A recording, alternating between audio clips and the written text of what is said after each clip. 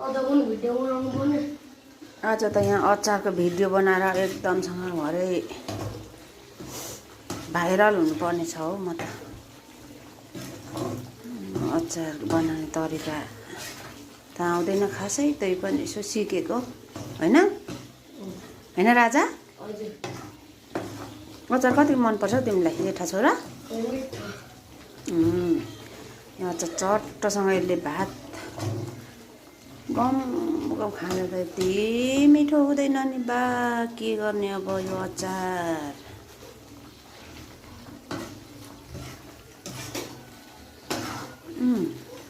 चाहिँ सुँगुरको मासुको अचार बनाउँदै गरेको के।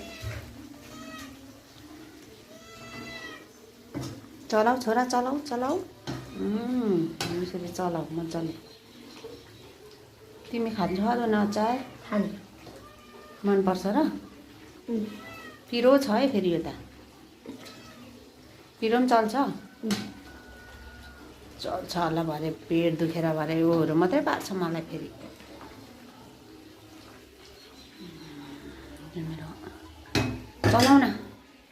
चलाउ न छिटो।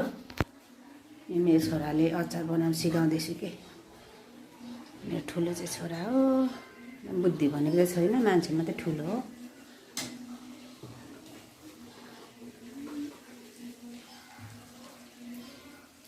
नानी त दामी अचार बनाइन्छ नि। यता हेर त, अति अनुहारै राम्रो छ अचार बनाउने जस्तो नि। फेरि हेर न यता, हो त्यसरी हो। यसो भने म फेरि अनि भाइरल बनाइदिन्छु भनेर कि डराउँछ पनि घरिघरि। ल छोरा म गर्छु। मासु अचार अब मजासँग बनाउँदै गरेको थिएँ मैले आज मासुको अचार। मरमसला सबै लगाइसकेको है, मिठो बनाएर।